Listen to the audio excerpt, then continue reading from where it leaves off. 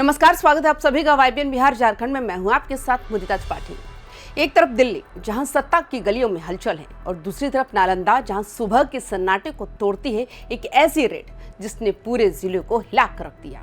क्या ये महज इत्तेफाक है या फिर राजनीति की वो बिसात जहां हर चाल सोच समझ कर चली जाती है। सुबह के करीब 4 बजे जब पूरा नालंदा गहरी नींद में था, तभी अचानक कुछ गाड़ियां चुपचाप शहर के पोस्ट ऑफिस मोड़ तक तरफ बढ़ती हैं। ना सायरन ना कोई हलचल, लेकिन जिस जगह ये गाड़ियां रुकती हैं वहां से शुरू होती है एक कहानी जो पूरे बिहार में चर्चा का विषय बन चुकी है। पीके गन हाउस एक आम सी दिखने वाली दुकान, लेकिन इस सुबह यहाँ कुछ भी आम नहीं था। राष्ट्रीय जांच एजेंसी यानी NIA की टीम और साथ में स्थानीय पुलिस बिना किसी शोर के दुकान को चारों तरफ से घेर लेती है। दरवाजा खुलता है और शुरू होती है जांच। हर फाइल, हर रजिस्टर, हर हथियार, जैसे कोई राज छुपाए बैठा हो। कहा जा रहा है ये सिर्फ एक रेड नहीं बल्कि उस नेटवर्क तक पहुंचने की कोशिश है जो अवैध हथियारों के कारोबार को हवा देता है। लेकिन कहानी यही खत्म नहीं होती। नालंदा में एक नहीं, 2 नहीं बल्कि 6 ठिकानों पर एक साथ छापेमारी। बिहार शरीफ का लहरी थाना क्षेत्र, चिकसौरा का मिर्जापुर गांव और हिलसा का राममूर्ति नगर, हर जगह एक ही समय पर दस्तक, जैसे किसी बड़े ऑपरेशन की पटकथा पहले से ही लिखी जा चुकी हो। करीब 100 पुलिस अधिकारियों की टीम, हर मूवमेंट रिकॉर्ड हो रहा है, कैमरे चल रहे हैं और हथियारों के नंबर तक नोट किए जा रहे हैं। लेकिन सबसे दिलचस्प बात तो यह है कि इस रेड की खबर स्थानीय पुलिस तक को नहीं थी। उन्हें सिर्फ इतना बताया गया कि आपके थाने से 2 पुलिस वाले इस ऑपरेशन में जाएंगे। अब जरा कहानी का दूसरा पहलू देखिए। वहीं दूसरी तरफ पटना से दिल्ली तक एक नाम हर चर्चा में है, नीतीश कुमार। कहानी कहती है कि उनका दिल्ली जाना तय है। राज्यसभा के लिए चुन लिए गए विधान परिषद से इस्तीफा दे चुके हैं, लेकिन मुख्यमंत्री की कुर्सी अभी भी उनके पास है। अगर जाना तय है तो जाना हो क्यों नहीं रहा, और अगर रुकना है तो फिर इस्तीफों का ये सिलसिला क्यों। नीतीश कुमार ने खुद कुछ नहीं कहा, ना कोई साफ बयान, ना कोई संकेत, बस एक खामोशी जो सवाल को और गहरा कर रही है। राजनीति के गलियारों में फुसफुसाहट है कि शायद कोई डील अटकी हुई है, कोई समीकरण अभी पूरा नहीं बैठा है। और ठीक उसी समय उनके गृह जिले नालंदा में NIA का शिकंजा कसता है।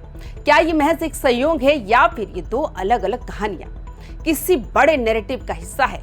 नालंदा सिर्फ एक जिला नहीं, ये नीतीश कुमार की राजनीतिक जड़ों की पहचान है। यहाँ की हर हलचल सीधे उनके नाम से जुड़ जाती है। और अब जब यहाँ NIA जैसी एजेंसी रेड करती है तो सवाल उठना लाजमी है, क्या ये सिर्फ अवैध हथियारों की जांच है या फिर इसके पीछे कुछ और भी है जो अभी सामने नहीं आया।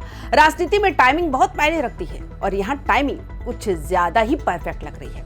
एक तरफ दिल्ली की ओर बढ़ते कदम, दूसरी तरफ नालंदा में जांच का जाल। क्या ये दबाव की राजनीति है या फिर सत्ता की गलियारों में चल रही कोई ऐसी चाल जो अभी आम लोगों की समझ से परे है। अब जरा एक और सवाल, अगर नीतीश कुमार का जाना तय है तो वे किसी और को आगे क्यों नहीं आने दे रहे? क्यों मुख्यमंत्री की कुर्सी खाली नहीं हो रही? क्यों कोई स्पष्ट उत्तराधिकारी सामने नहीं है? राजनीति के जानकार कहते हैं कि जब तक आखिरी चाल नहीं चल दी जाती तब तक खिलाड़ी मैदान नहीं छोड़ता। और नीतीश कुमार इस खेल के सबसे अनुभवी खिलाड़ियों में से एक माने जाते हैं। लेकिन इस कहानी में सस्पेंस अभी बाकी है।